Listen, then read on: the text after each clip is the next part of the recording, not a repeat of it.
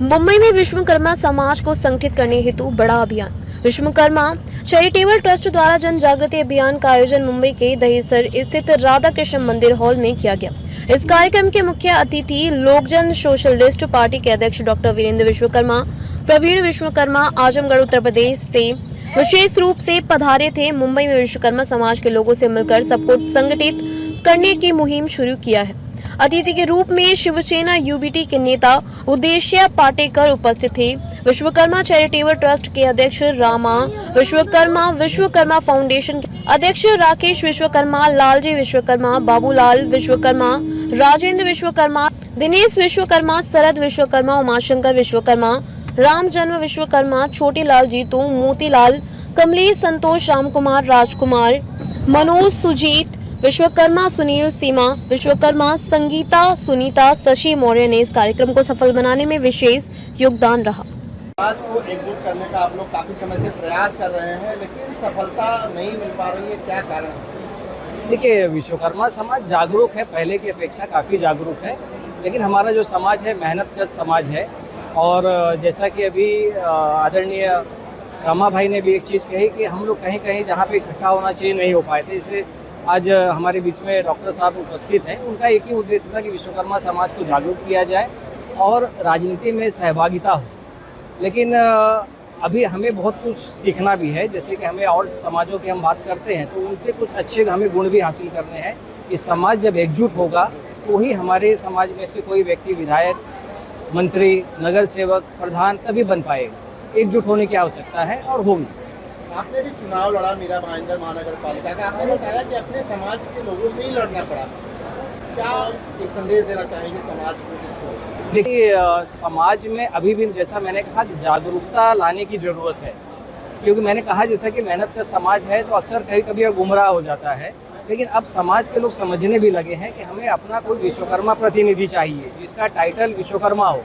ऐसे लोगों को अब चुन के लाएंगे भी। रामा भाई ने जैसा कहा कि हम 16 लाख की आबादी वाले लोग हैं, तो हम विधायक तो क्या, हम तो अपना यहाँ मंत्री दे सकते हैं, लेकिन जिस दिन इकट्ठा हो गए तो मैं आपको वादा करता हूँ कि महाराष्ट्र से भी हमारा विधायक होगा। धन्यवाद। समाज को एकजुट करने का जो मुहिम चल रहा है, कहाँ तक सफल हुए और अभी जाति जनगणना जो घोषित की गई है उसको लेकर क्या सोचते हैं? देखिए, समाज को संगठित होने के लिए हम लोग संगठित हैं और समाज काफ़ी संख्या में हमारा है।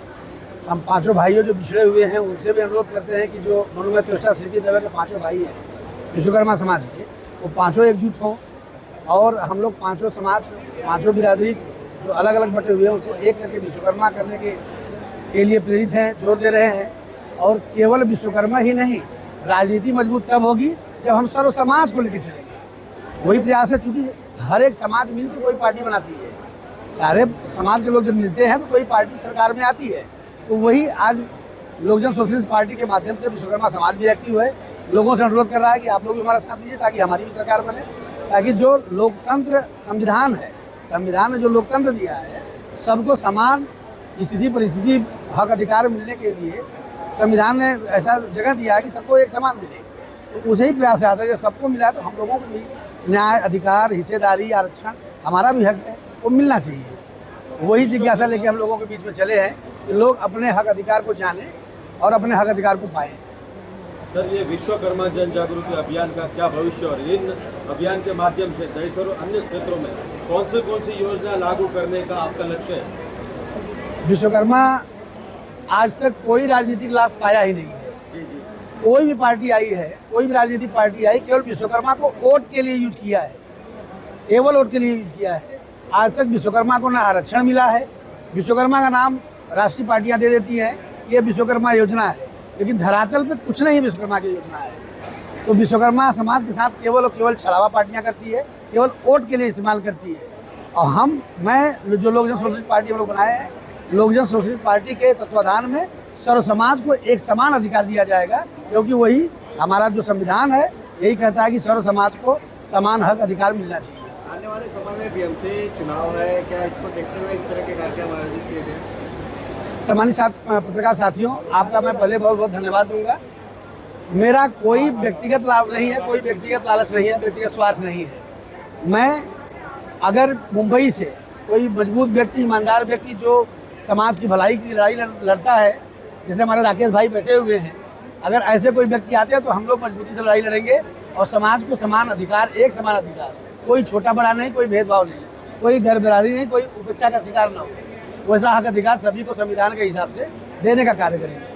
सर और एक बात पूछना चाहते हैं, लोक जन सोशलिस्ट पार्टी की भूमिका और इस आयोजन में लोक जन सोशलिस्ट पार्टी की भूमिका और समाज के लिए उनकी क्या क्या प्राथमिकताएं? लोक जन सोशलिस्ट पार्टी की भूमिका यही है सर कि संविधान के हिसाब से सरकार में आएगी और आज धरातल पे काम कर रही है। हर जगह जाके जो भी शोषित पिछड़े वंचित समाज के लोग हैं, कमजोर तबके के लोग हैं, आदिवासी समाज के लोग हैं या अन्य हर धर्म समाज के लोग हैं जो कमजोर हैं, जो उपेक्षा के शिकार हुए हैं, जिनको जो न्याय मिलना चाहिए, अधिकार मिलना चाहिए, उससे वो वंचित है, उसकी लड़ाई हम जमीन पे जाके धरातल पे लड़ते हैं और उनको न्याय और अधिकार दिलाने का कार्य करते हैं। अभियान से युवाओं को जोड़ने का कोई तरीका है? सर आज के डेट में युवा के ही सर कंधे पे सारी जिम्मेदारियां हैं। युवा हमारा खूब गर्मजोशी में है, खूब जोश में है। युवाओं को हम लोगों को जोड़ना होगा और युवाओं के ऊपर जिम्मेदारी और भरोसा करना होगा। जो जिम्मेदारी देना उन्हें भरोसा करना है और युवा ही देश का स्तंभ है, युवा ही देश की ताकत है। युवा आने वाले लोग जो सोशलिस्ट पार्टी में काफ़ी युवा लोग एक्टिव है, युवा लोग जुड़ रहे हैं और वही युवा कल के विधायक होंगे, सांसद होंगे, मंत्री होंगे, जो जैसा कि पहले के महापुरुष थे उन्हीं महापुरुषों को पढ़ते हैं, उन्हीं के कदमों पर चल के एक ऐसा भारत देश बनाएंगे जैसा पहले भारत देश की चिड़िया कही जाती थी सोने की चिड़िया, वैसा ही आने वाले समय में भारत देश को फिर से सोने की चिड़िया बनाएंगे। जैसे एक गुलदस्ता भरा होता है, सारे रंग बिरंगे बड़ा अच्छा लगता है, गुलदस्ता यहाँ रखा है आपके सामने, ऐसे ही सर्व समाज के लोग एक साथ एक खुशियाँ मनाएंगे।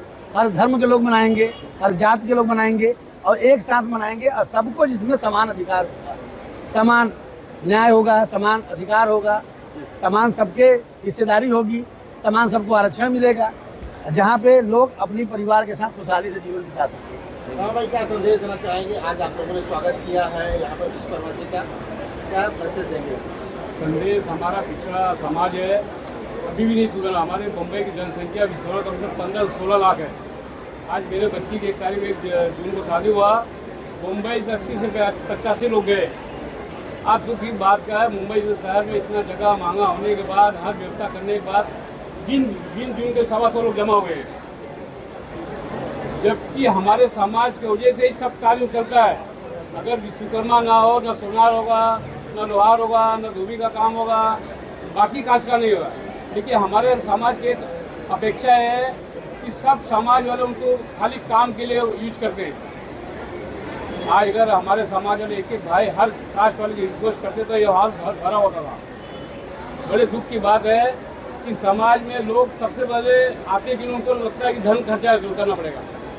ये हकीकत खर्चा तन है, मन है, धन की आवश्यकता पड़ती नहीं है।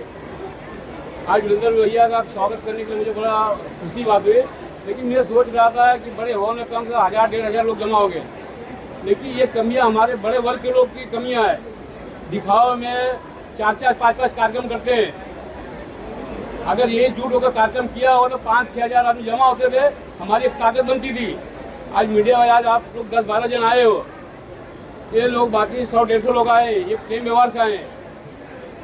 तो मैं सभी समाज के लोगों से ये निमंत्रण करूँगा, कोई भी कार्यक्रम करो पहले सोचो समझो फिर कार्यक्रम करो। 50-60 आदमी का स्वागत करने भैया का कोई उद्धार नहीं होगा। 15-16 लाख पब्लिक है मुंबई में, पूरा 1000 आदमी भी नहीं जमा पाए, बड़े दुख की बात है। धन्यवाद।